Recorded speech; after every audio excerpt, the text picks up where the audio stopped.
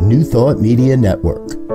We are a global broadcast network of positive music, media, and entertainment, inspiring humanity's evolution along the journey of enlightenment and creating a world of love, peace, empowerment, and prosperity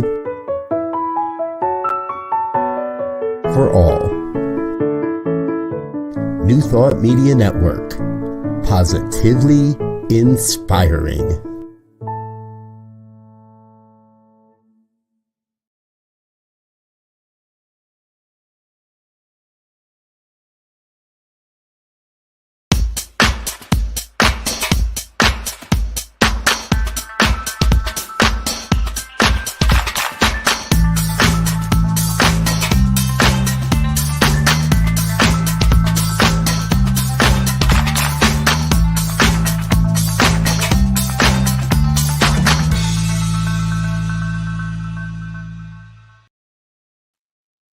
Why, hello, it's me. Yes, me, Bonnie Gonzalez, your doula for grief.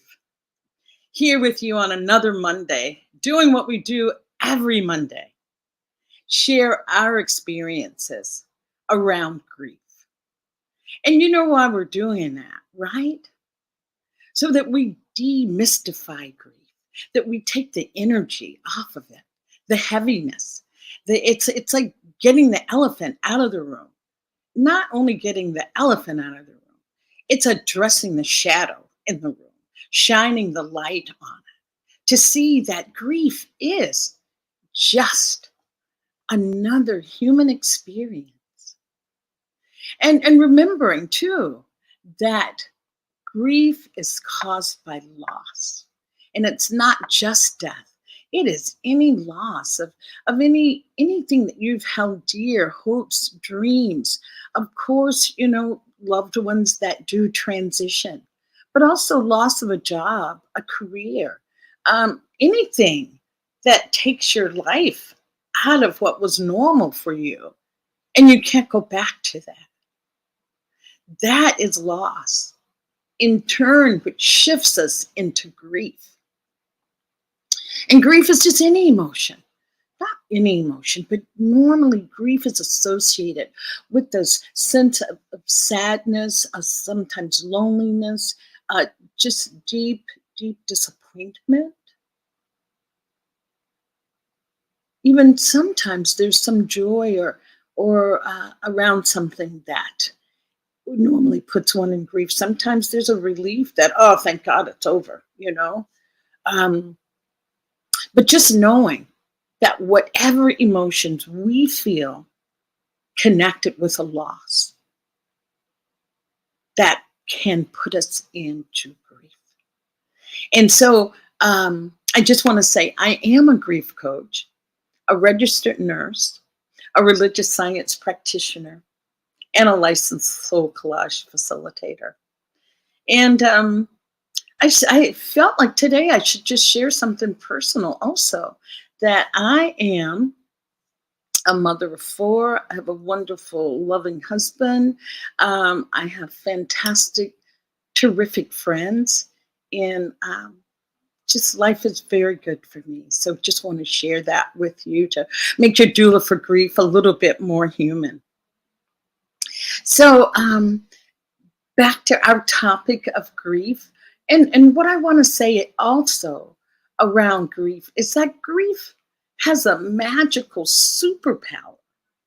And its superpower is to transform us into, I don't like cliches, but I'm going to use this one, that grief has the power to transform us into our next greatest to be. So many people have moved through the grieving process, come out on the other side, totally a changed person. And I have never had anyone say I was worse after that incident. If anything, people say, oh, wow, I learned, my sister was writing poetry because she lost her husband about 4 years ago. She lost Bill 4 years ago, a sudden death, which was really traumatic. And she has been moving through her grief these last 4 years. And now she's a poet. Now she's creating jewelry. She said that making jewelry was her way of going within and examining what was there after such a tremendous loss. She said she never thought that she could recover from such deep, deep grief. And she stated, oh, something on this level of grief. So knowing that grief's superpower is transformation and healing. So that's why we need to really have dialogue around it, talk about it. Grief needs to be heard, and grief needs to be validated. And I want you to know that if you can feel it, you can heal it. Know that if you can feel it, you can heal it. So please join the conversation at any time. Drop a note in the comment box, a question if you'd like. But just, make this your hour. Allow yourself to be a part of this. As I said, make this a part of your day, that this is for you. And I see that we have my beautiful friend Megan, who's going to be on the show pretty soon. I can't wait for you to meet her. So hi, Megan. She's down in Jalisco, Mexico. And I'm here in California right now and going back to Jalisco for next week's show. So with that said, why don't we move into our topic of the week? And our topic this week is building resilience in the midst of grief. Building resilience in the midst of grief. That's our topic. And I want to say that sometimes we just throw words out there and start speaking to that word without really understanding that word that we've thrown out. And that word that I want to explore is resilience. And there's always a Webster dictionary version of any word. And so I'll give you the dictionary version of resilience. And it says resilience is defined by the ability to recover from setbacks, adapt well to change, and keep going in the face of adversity. The capacity to recover quickly from difficulties. And I don't want you to latch onto that word quickly, because everybody's grief is different. Everybody's grief has its own timeline. But I thought we'd just talk about that. And what word speaks out, steps forward for me, is this adapt to change. And anytime we're adapting, it's a process. It's not suddenly I'm changed, but adapting to that change, to what's going on. And also, we all have heard the 5 stages of grief, and I understand their importance, but it's not a linear type of stages of grief. It's always cyclical. You go back and forth between sadness, depression, acceptance, shock, anger. You move through all of those cycles. And what I like about resilience grieving, okay, it focuses on what you can do, providing you, so to speak, a toolkit of ways to think and act that can help you cope with the sadness. And that's it, to help you cope with sadness and loss. Resilience grieving aims to help you rebuild or relearn your world, to help you navigate the grieving process as best you can without hiding from your feelings or denying the reality or significance of your loss. And there's a great book that speaks to that, and it is called Resilience Grieving. And I'll get you the author's name before we leave. So that's what we're discussing today. Resilience grieving and building, building that resilience while in the midst of grief.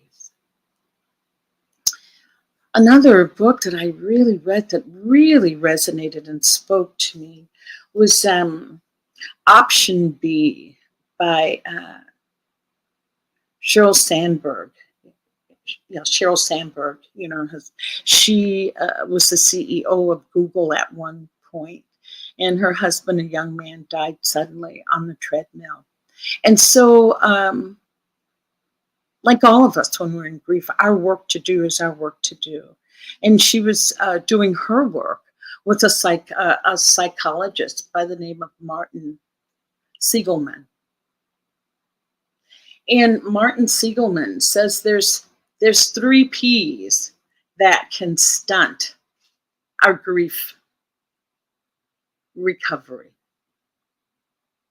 or that can get in the way of building resilience. And the first P is personalization, the belief that you're at fault for whatever happened. In this book, Sheryl Sandberg was saying that she felt that if she'd gotten to the gym sooner, she could have prevented her husband's death. With my own sister, she felt like if she had done CPR more effectively, she could have saved her husband. I too, my sister transitioned about almost 2 years ago. And I just remember my last conversation with her. She was just really sobbing and sobbing. And I just felt so numb inside that I felt bad that I couldn't feel anything. And maybe that was premature grief, that numbness. And I just remember saying to her, the only thing I could think to say, I said to her, "Can I pray with you?" And she immediately said, "No, but you can pray for me." So I was holding that. If I just maybe prayed with her and, maybe forced her to really listen to a prayer for her or with her. But so not taking yourself off of any proverbial hook, getting away from that, it's your fault. That's number one. However you can move through that, just allowing yourself to know that you're not at fault for the death of a loved one, even the loss of a hope and dream, if you want to say that, if I had just done X, Y, and Z, knowing that what has happened has happened. And there's that idea that comes that the past is frozen in a lake and there's nothing that you can do to change that. You can only move forward. And the second P was a pervasiveness, the belief that an event can affect every area of your life, like just a big cloud that spreads over your life. That also is another area to take a look at, to change that, to see how even though, yes, you're in grief, you can still go to a birthday party. You can still go to a celebration and be in joy and celebrate there. Because the beauty of the human spirit is that we can hold both. Deep, deep, deep sadness and joy. We can hold them both.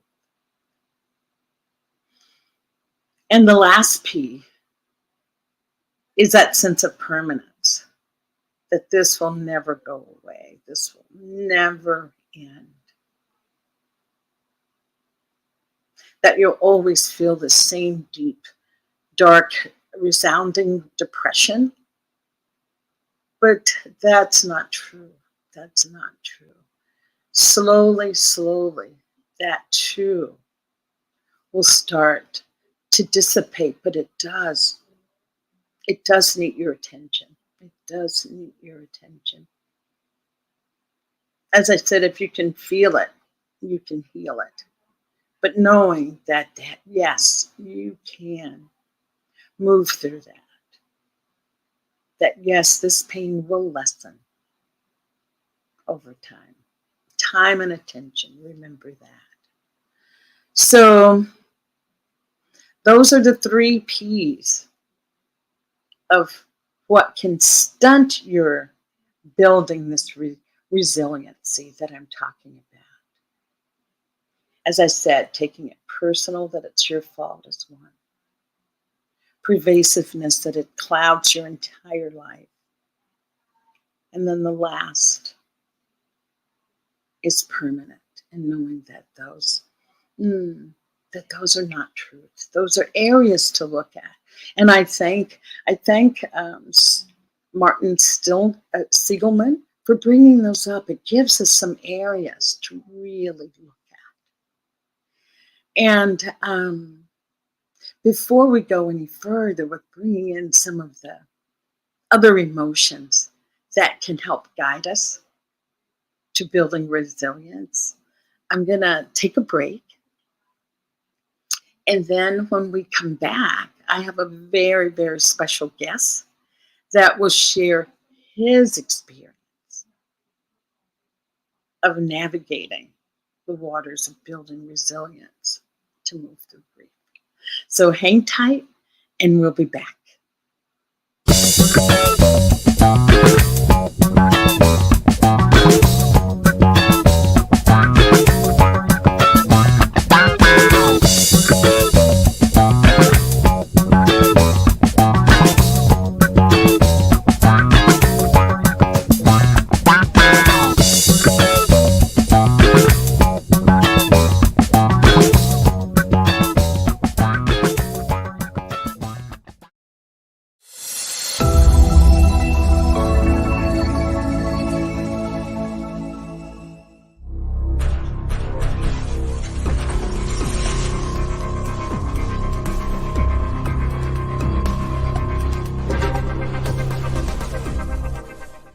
New Thought Media Network. We are a global broadcast network of positive music, media, and entertainment, inspiring humanity's evolution along the journey of enlightenment and creating a world of love, peace, empowerment, and prosperity for all. New Thought Media Network. Positively inspiring. Hi, it's Bonnie. I'm still here. And as I promised you, I have a beautiful guest that will be joining us. And before I bring my guests out, I just wanted to continue just a little bit on building resilience in the midst of grief. There's so many things that we can do. And that's what we will focus on at this time, things that we can do. And I know one of the things, and I had a show a couple months ago on this, using ritual. But we'll leave it there, and I'll bring my guests out. And my special guest today, which is a person that's really dear to my heart, holds a very special place in my heart. And his name is Alex Christidis. And I welcome Alex to the show and allowing him to bring his insight. Alex has definitely had more than his fair share of opportunities to navigate the waters of grief, as I said. And he is, I'll say, our expert for today. But no, I won't put that kind of pressure on Alex. I just want him to share his stories from the heart on navigating the waters of grief, building resiliency. Hey, Hi. there's Alex. How are you? I'm good. I'm good. How are you doing? Oh, I am just wonderful. I'm more excited that you're here with me today in the Yeah, look, studio and sharing this. I feel the pressure mounting after that rollout you just gave me. I don't know if I could. No, there's no pressure, Alex. Wow. Um, I was going to say, Alex, I was just talking. I'm sure you heard backstage about the three P's that the psychologist was talking about, the pervasiveness, the personalization, and the permanence. Mhm. And each one of us has our own experience with that. And I would just ask you how you've experienced grieving. As I said, you've had more than your fair share, and you're a very young man. So, um, sharing with others your experience Yeah, would I mean, I be think the so first P kind of stood out to me, just the personalization of it all, because I always had this kind of way of looking at things where it's almost like a selfish way, because I'm like, I got into this whole cause and effect, and like just kind of how you were mentioning, like, oh, if she would have made it to the gym earlier, and just Mhm. things that really, when you Yes. know you got like an objective perspective on it, you'd be like, that's not a rational way of even thinking. But it's just like, at the time, I used Mhm. to, I think early on, like, I would tend to like beat myself up about things that were just completely out of my hands when it came to Yes. things like that. So I definitely, that kind of resonated with me when that Mhm. first P. And I mean, Yeah. and just how they can just kind of just consume you, and I'll throw another P in there, just like PTSD, because after a while, it's just like, Yes. yeah, it again, I don't really know that, like when we were speaking, you and I, before, like, I don't really know that I'm the best to be, because I don't have the answers. It's just like, you think like you've been through this so many times that you would be better at it, but it's just different every time, because you're dealing with different people, different Mhm. circumstances, and it's just kind of, it's almost like each time it happens, it's just, Mhm. you think somehow you would have some thicker skin, or at least I can only speak for myself and say it's just kind of not the way it Mhm. works. Mhm. And Wow. Um, yes. Alex, I just want you to back up, and you said it was like PTSD. And I really do agree with that, or can hear that. And um, I have a psychotherapist friend who says this, that sometimes it's not even what happened, it's how you hear about it oh that yeah, bugs you. If you wanted to speak to that. well, it's funny that you say that, because I tend to have like a really graphic, or like when it comes to memory, it could be something from like 30 years ago. It could be like something that like it's like some kid who was sitting two seats in front of me in second grade had on, and I just remember it clear as day, or just whole conversations that really, I mean, I don't really have any control over it. But when it's something as Mhm. monumental as like a loss, like, unfortunately, it's kind of like almost a gift and a curse, because sometimes I just kind of wish I could numb those type of, because Mhm. the details are there to the point where I kind of can dwell on it a little more, and Yes. and so vividly that it makes it a little harder to get past Mhm. it, And Yes. yeah, I mean, that's the way you just worded that. I mean, yeah, how you find out is, I mean, of course, because you know Mhm. you you might want to hear it from someone, that's going to be able to put it to you gently, or that's a loved one, or whether it's sudden or it's something you saw coming. I mean, all of those things kind of factor into, I think how the overall, Yes. how it hits you, and I um just speaking from personal experience,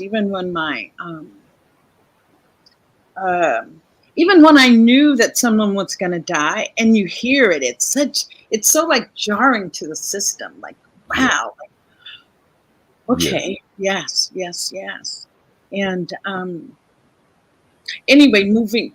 So I was going to ask you, Alex, is there anything that any activity that you engage in, anybody that you call? What do you do when those moments of that, Yeah. that personalization, Yeah. is there any way that you're able to uh, embrace it but continue to move through it? Yeah. I think I could probably be a little better at like venting a little more instead of just like keeping it all pent up. But you know, I love to cook and I love music, things like that. And you know, just I really don't have too many relatives, as you know, Bonnie, in this Yeah. country. So kind of my friends that have been around, they've kind of always been like a second family to me. And I mean that, Hmm. you know, sometimes just keeping the right company kind of helps Oh. ease things Hmm. like that. But I mean, Yeah. you know, when you lose people that are like really close to you, and it's like, I mean, it's part of life. So I guess the older we get, the more loss we're going to experience. Just like statistically, that's just how it works, right? Hmm. Hmm. Um, so yeah, I mean, just keeping, you know, good company around, and I love that, Alex. sometimes just distracting myself, honestly, for lack of a better word. I mean, maybe that's, but you know, sometimes that's just, it's almost like a ignorance is bliss kind of thing. Like I could just, I mean, because it goes both ways. It's like once you lose somebody that, you know, in my case, it made me sometimes more reluctant to get close to somebody else because Mhm. I don't want to like put myself in that position again. But that's no way to live, you know what I mean? And but at the Mm. time, it's kind of like sometimes you can't tell me. I mean, I'm so stuck on a certain way of thinking that I'm just like, oh, I'll just, you know, keep people at an arm's distance, and that's just going to Mhm. minimize the potential for, you know, hurt. Mhm. Yes. Wow, Alex, that is really mm, a good point there. Of almost, don't want to put words in your mouth, but I'm just thinking, almost avoiding intimacy, avoiding getting close. Limiting or cutting ourselves off is. Yeah. I think. Thank you for thank you for bringing that point up, because Hmm. that's another area of exploring, along with our P's, um, Right. Right. avoiding personal relationships. Oh, that would put the fourth P, personal relationship avoidance. Yeah. Well, Yeah. at this point, I mean, because I wouldn't advise it. I'm just saying that's No. sometimes what something that would just naturally be like maybe a defense mechanism that would just come about, and I wouldn't even Hmm. really realize it until I got some type of perspective, like later on. It was like, well, that wasn't really, you know, that's probably not something I would try and advise somebody do because, you Right. know, and it goes back to like you. I mean, I don't want to butcher the saying. I guess it's kind of a proverb, but like, you know, it's better to have loved and lost than to not have loved at all. And you're kind of cheating yourself out of things by Mm-hmm. just kind of pushing people away or keeping yourself kind of reclusive, and you know. Mm-hmm.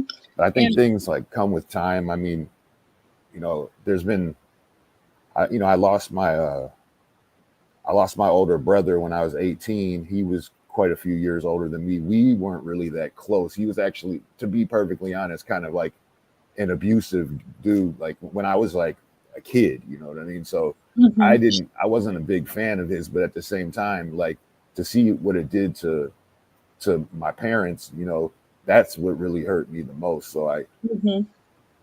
it kind of made like, just because I had so many mixed feelings about it, it kind of made it a little easier for me to be the stronger one out of like the family and kind of keep it together Right. for them. So, you know, but then yeah, and it's like a lot of the losses I've had have just been kind of sudden, like we Mhm. were talking about, and Yeah. it just, you know, you don't get to like slowly kind of make Roll into it. amends or whatever you want to call it, and it's or like prepare yourself, and it's just kind of the rug just gets just ripped right from Mhm. under you, and yeah, again, you would think that you'd be like you'd have like a handbook on how to deal with grief, but it's just like every situation is kind of got its own special circumstances. And Right. yeah. Thank you so much, Alex, for saying this. There's a couple points there that you brought up that I want to just explore a little bit further. And you were saying you would not advise people to use the strategy of avoiding intimacy or closeness. But what I want to thank you for is shining a light on that's something you can examine, because maybe you weren't even aware of it until you said it. And it's like, oh yeah, wow, I have limited my circle of friends or whatever. Yeah. So having this dialogue is helping just to shine a light in that area. The saying, time heals all wounds. I think you healed that. You said that. But time and attention heals wounds. Time with no attention heals nothing. But times with attention is what can bring the healing. As I said in the opening, if you can feel it, you can heal it. Or to heal it, you need to feel it. So that's one step in that direction. And I wanted to just ask you to first explore a little bit more around losing a loved one, that we love them but didn't always have good experiences. Yeah, I mean, sorry, go ahead. Oh no, I can share my story, but I want to just hear more around that not having that. And you said it led you to feel that you could be more of a support for your family. Is that what I heard? Yeah, I think just the fact that, I mean, of course it was, unfortunate thing, and it's tragic, and the whole experience. But I think just the fact that I was kind of detached in a way, just because of my relationship with my brother. It just made it easier for me to kind of keep a more stoic kind of like face on, in the heat of when all of this was going on. It kind of made it probably a little bit better of a support system for my parents, who were, that was their firstborn. It was just me and him. So, I can imagine, I mean, I can't begin to imagine, but I'm sure it's really tough. So, I mean, that part kind of was a blessing in disguise, I guess you might say, just because it helped. It enabled me to just be a little bit more like together, and not like coming apart at the seams, over that. And right. As I'd said, like, well, I think you got to meet my friend Matt, back in the day. And you know how that what happened there. Unfortunately, he passed away in a motorcycle accident. And I always said like that was my brother. You know what I mean? Just from another mother, but yeah. And that was one where I just, I kind of didn't. I'm still not really over that. I don't think that I ever will be. It's been about 9 years, believe it or not, and still I'm just like, yeah. Wow, you say 9 years. It feels like, for me, like just a couple of years ago. I can't. Yeah. And I'm just having a moment remembering him, and just the pain that I know that still causes. And so with that said, Alex, is there, gosh, there's so many thoughts that I'm having right now, with supporting the first loss that you have, because we learn how to grieve from our family, from our community, from our families. And I know that your father is Greek and your mother is Swedish, correct? Right. Right. Do you feel those cultures hold death and grief in a different way than we do here in the U.S.? The U.S. is just don't deal with it, don't talk about it. Do you think those cultures?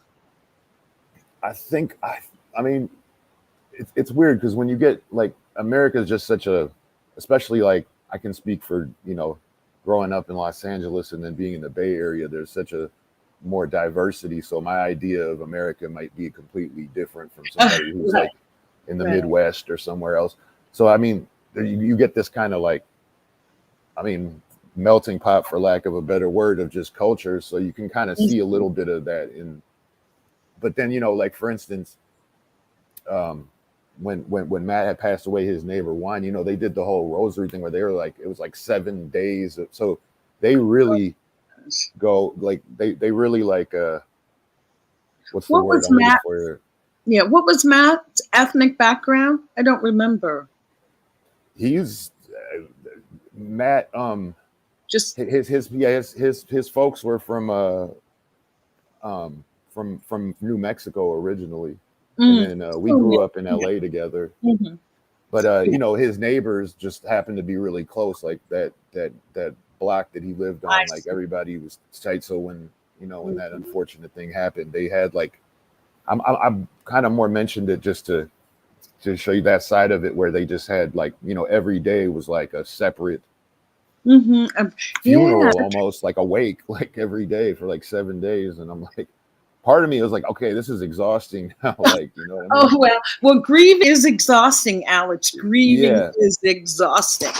But what I was going to say to the fact that they were doing something every day, that is the aspect of ritual, how ritual can allow us to feel a sense of control over these events that are uncontrollable. To have that kind of ritual can be a way of having a sense of control, as well as mourning. Sure. Making space to mourn, making a space to really mourn and grieve, which is definitely the most helpful thing during grief, to have a space for this to happen. And with that said, those rituals, you said that it did leave you at times feeling like enough. Yeah. Already. I mean, because it's just like part of it kind of goes not against, but like I said, like I would try and find like, just temporary little distractions to kind of even give myself like 15 minutes of not thinking about something like this. Oh, of course. Really, yes. But it's like when there's a constant like celebration, and it's a beautiful thing, and I mean I love them for it and everything, but it's just like, it was just kind of like there was no distraction there, because it was just kind of in your face for like 7 straight days of it, and I'm just I mean, of course it's accustomed, like, but to answer your question about like my parents' background and how they treat it, I kind of only just have the perspective of just being like their kid. So I don't know really like what it's like to go back. Like I visited, but I never went back to visit, where they were from for something, like a funeral or something. Like thankfully, I mean, we went back there to see people, but I'd say they have it's a pretty regular thing. I don't think, I mean, they don't do like the 7 days in a row thing that I know of, Maybe that was a Catholic ritual, because we're living in Mexico now, and I know if someone dies, or we had a neighbor that was killed in a motorcycle accident, that everybody that night, everybody with all the candles in the street and all night, it was like an all night kind of ritual. And then the next day, like a vigil.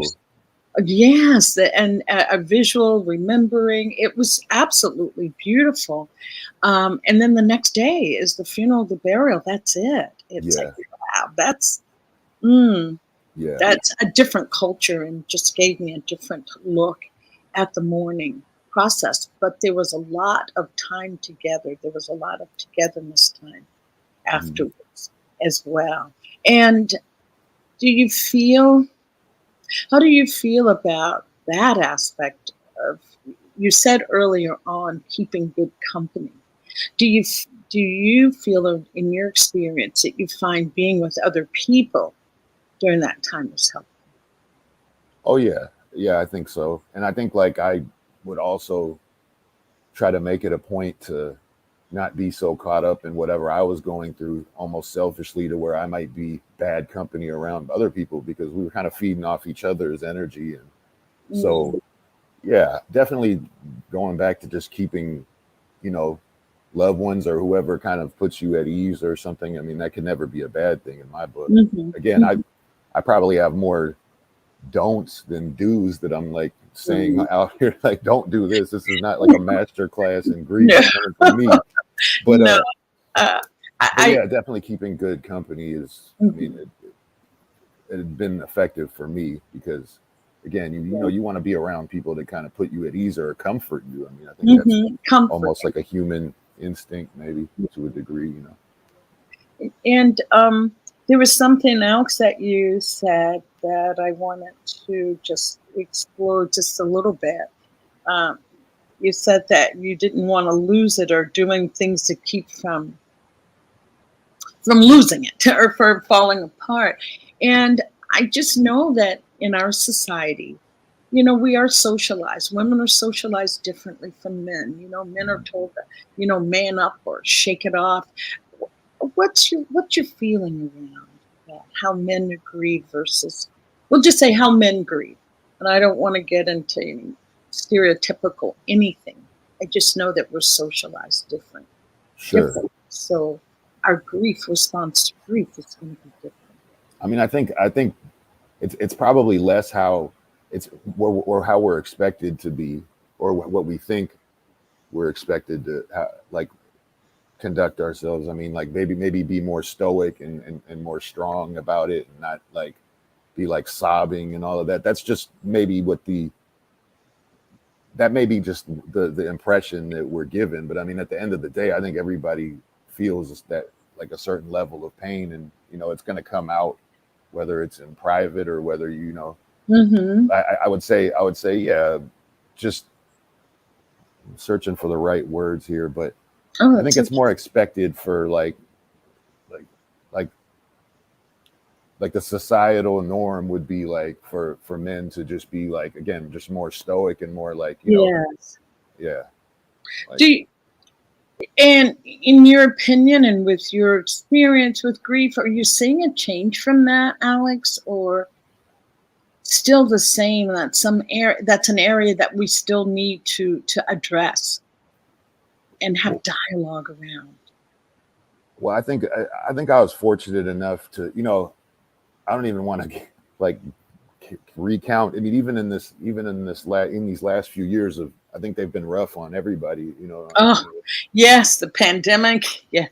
And, you know, there's a lot of loss and stuff, whether it was related directly to the pandemic itself or just, you know, in that span of time. And I mean, I was just lucky to, I guess, to have like people around me where I didn't feel like I was, you know, being judged based on how I was handling. And I mean, I think that has a lot to do with how you can grieve. If you're in a comfort zone, you're like in a safe space or whatever you want to say, like it's less about that. You can be more yourself and feel how you want to feel without like worrying about what other people are saying or thinking about you, because you're around loved ones. So I think that kind of helps, and it takes your mind off of, oh, I should be handling it this way, or how would this look? I mean, you know, at the end of the day, if you're in pain, you're in pain, you know. Oh, I love your candor around that, Alex. And also, how do you feel about getting any type of group support or private one-on-one counseling around grief? How do you feel around in those areas? I mean, I don't think that could ever be a bad thing to I mean, you know, be able to, it's a luxury for some people, and some people kind of have to just, unfortunately, just suck it up and keep it pushing, because maybe they don't have the resources exactly. But yeah, I mean, I don't think that there's ever I used to have like kind of a closed-minded view at like of therapy and things like that, just because I didn't really understand it. And I was just kind of like, oh, that's for people that, you know, just can't deal with their own stuff. But then over time, I mean, that was an ignorant way of thinking, but no, that was just your way. Yeah. But in actuality, I mean, even let's say you, if I went to somebody and sat down and talked to them, what's the worst thing that could happen? I mean, like I didn't feel like it did anything for me. It couldn't be bad, you know. I think it could only be something gained from it. Right. Yeah. I mean, Yeah. even just talking to you and the talks that you and I have had, I mean, there's the therapeutic quality to those too, you know. I mean, it's just wherever you can get it. And I try to, you know, anytime I can, whether I'm talking to, you know, Nico, my son, or if I'm talking to somebody, like I try to, if I had to learn something kind of the hard way, I'd always try to, like, you know, spare him the, you know, having to do it that way, whether we're talking about grieving or whether we're just talking about, you know, just day-to-day stuff. I was like, why don't you learn from my mistakes or whatever, so you don't have to deal with it, you know? Wow. Yeah. Well, Alex, thank you. I know this is difficult, and I am so honored and so in reverence for you that you're able to share on such a difficult subject. And I know it's difficult, and just I'll just say I I'm here appreciate it. for you. I appreciate it. And and what I wanted to say when you were talking about groups, I mean, or getting professional help, if that's out of your, you know, if you don't have the resources for that, there is group support that's free out there. And I just wanted to offer that in case someone did say, oh, I need help, but resources are tight. There are really good grief support organizations out there. And I know that I facilitate once a month grief support group, and it's called CALM, CALM. And the website is oaklandcsl.org, oaklandcsl.org. And I'll put it up again next week because it's the first Sunday of every month. So I want to offer that. Awesome. And I think a lot of people don't have, sometimes people just, I think they just aren't aware that these things are out there. Yes, because we don't talk about these things. Yeah. It's not common conversation. And that is my objective, is to start making this common conversation. And I wanted to say something. You were talking about choosing good friends to be with. And one of the other from this building resilience work that has been done, a part of that, it was about accepting the good, okay? Choosing life over death, if that's what you're dealing with. And as you say, being with people that can bring you to that place of being able to see, we can say the good, but to also hear the pain that you're in, to allow you to experience that, to be able to move to accepting the good, or even looking for the good in your life. And the other idea as well, and you've spoken to this, the importance of having some positive emotions for resilience. Couple of examples of that is just choosing, being aware of hope, love, humor, pride, inspiration, serenity, and awe in our lives. And I love falling back on humor. That's my go-to. Do you find yourself with a go-to when you want to, fall into the positive? What's your go-to? Well, Bonnie, you know me. I joke around with you all the time. So, Exactly. but for other people, you wouldn't know it right now. But yeah. For people that are watching that don't know, I definitely, I'm big on that. Whether it's joking around with you or somebody that's around me, or even just like watching something that's just not like a drag on TV, that it's actually like a movie or something. Yeah, and anything like that to just take you, maybe to a happy place. I mean, I don't think there's any right or wrong answer. Yes, there's not. It's just kind of what works for people, and they have to kind of just, I guess, do the trial and error thing, and then kind of figure out what works best for them. Because, at the end of the day, there's some people that are just, introverted, and them just going out and with friends and all of that might not be their way of, dealing with stuff. They might want to, sit with a book or something and just so Right. yeah. And I'd like to, offer some things that, as I said, finding those people that can bring you to the joy of life or help you explore the joy of life. Another one was contributions. And the idea is that, how we keep the gratitude journal? Uh, this finding was more that instead of, the gratitude is you're just grateful for whatever showed up. But in this idea of contributions, it was suggested that you write down 3 things that you did well today.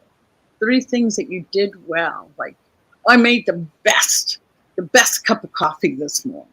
Or, wow, oh, Alex, knowing you, you made the best, the best pasta dish around. Or, Right. oh, and I hope I'm not oversharing, but Alex writes music. So I wrote the best piece of music today.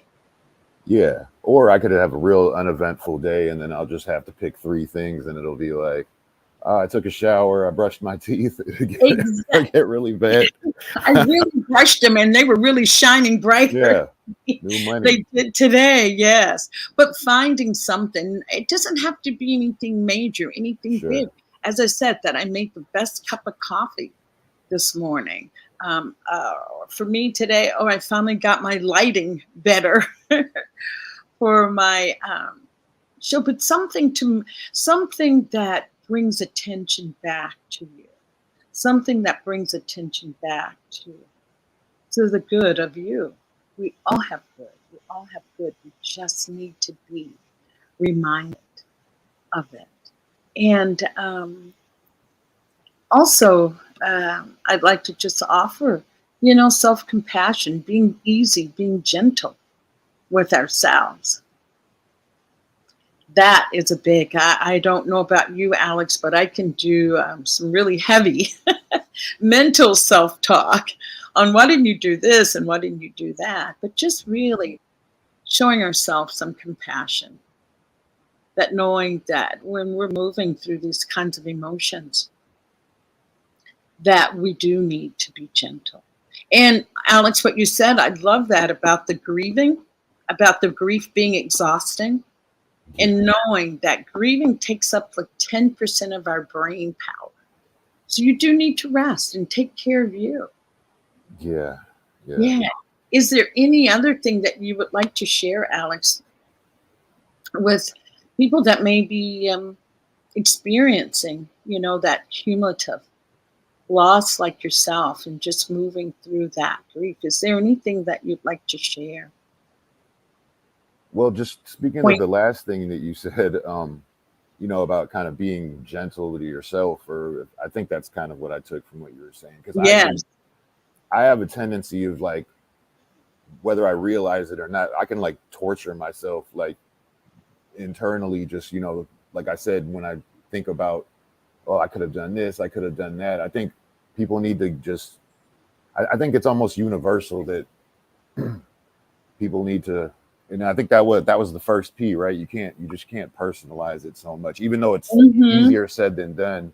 I think that tends to be one of the most common things, at least with me. I can only speak to my own situation and say that, like, and I don't know if it's like a ego or like a narcissistic thing for me to just make it about me, but it's just all in my head. So I'm not like, I'm the only one who's really knowing what's going on. But yeah, I just think I have a tendency to just like mull over something and that I have no control over, and it just becomes like kind of a torturous thing, almost self-destructive in a way. So I mean, the best advice that I would, that's I think that the one thing that I could say was probably universally applied to everybody is that, if you can just cut yourself some slack, it might make things a little easier on you, because it's not going to help to like blame yourself for something that you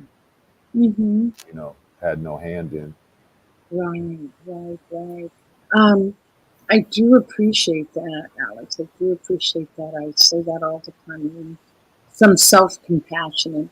And if we can be compassionate with ourselves, then it makes it easier to be compassionate with others.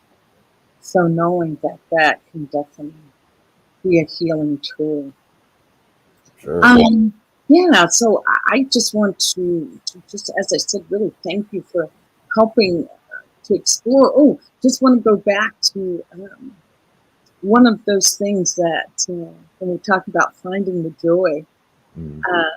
I know your son. Do you want to tell us a little bit about what he does that brings you joy? Oh, I mean, he drives me up the wall, but I mean, I love the kid, so that's Uh, where I will be going once we sign off from here. yeah, Well, he's 14 and he just dunked a basketball. He just sent me the yeah, video from school today, and I'm just like, whoa. So it's yeah, yeah. That's he's a giant, and he's a sweet kid. yes. So yeah, I mean, he's you know that's another thing that I think I neglected to mention that was probably a help. Not probably, definitely. Like he was a big help. Like you know, when I lost Matt, again, my best friend, those years ago, because he was just a real comforting Yes. company to have around. So I owe a lot to Nico for that, and I think I tried to teach him that it's okay to feel like certain ways, and Mm-hmm. uh, not to throw my dad under the bus or anything, but he's talk about Um, stoic. He's not the most expressive guy. He's like a great guy, but he doesn't have that ability to like express himself, at least. So mm-hmm. you know, in my experience with Nico, I definitely trying to make sure that Yeah. he's a little more open, and I'm more open with him on feeling stuff, so that you can just Mm-hmm. ventilate and get it out there. And I think it translates to us communicating pretty well too. And it goes Mm-hmm. beyond like just processing grief. It can go right into any other number of departments that are all just kind of connected, because like I feel like kids are just kind of losing their innocence these days, like so quick. They're growing up so fast. I know it's cliche, but I'm just trying to keep him kind of like, I'm trying to teach you how to be a man and all these things, but I'm like, I'm not in a rush to have you like, you know, Yes. Yes. yeah. Oh, So gosh. Yeah. So yeah, your Nico. Your Nico helps you find the good. But it sounds definitely, yeah. And definitely. I applaud you for not passing on that. Stoic, and we can't talk about things to Nico, but you are pretty much breaking that cycle, having that open dialogue with I'm him. trying. Yes. Well, that's all. You're trying. That's it. So that is the key. Trying Yeah, yeah. to do that. No, I Doing think we're doing. I think we're doing. We're getting it done. So great. Yes, Alex. Wow, well, Alex. Ah, I can't believe time is going by so fast. So yeah, my takeaway from this is that you're definitely doing your work, as they say that you're doing your work. And I love your advice to really self-compassion, taking it easy on yourself, and finding yeah. the true with Nico. So, oh, I know I'm a little all over the place, so I hope something I said made sense. 'Cause I'm just like, perfection, everything. No, just being here, Alex, just oh being well, here, I appreciate it. I'm honored to be here. tremendous. Plus, And just, I have a support system. Like, yeah, you're a phone call away. I could call Bonnie, so I that's a cheat code right there. Like, oh, you know, I'm times get hard.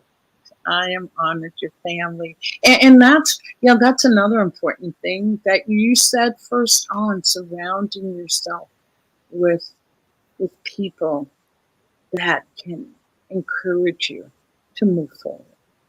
That is important. So surrounding yourself with friends, Mhm. being easy on yourself, and finding that joy. That's what we're going to leave everyone with today for That's good. building resilience in the midst of grief.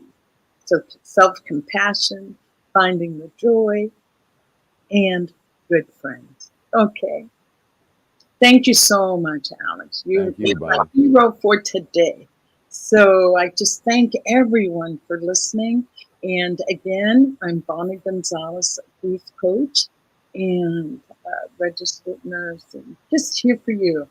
I want to say today at 4 is Circle of Peace. So stay tuned for that. For or Mountain Time, I believe. And just check out New Thought Media Network. So just want to say, New Thought Media Network, thank you for having this platform that allows us to have deep, meaningful conversation. So until next time, be well and ask yourself, what do I need today? And whatever that answer is, you go out and do that. So thank you and see you next week. Alex, see you backstage. All right. Thank you. On behalf of everyone at New Thought Media Network, thank you for being a member of our virtual family. Your financial contributions help share the New Thought message with people from around the world.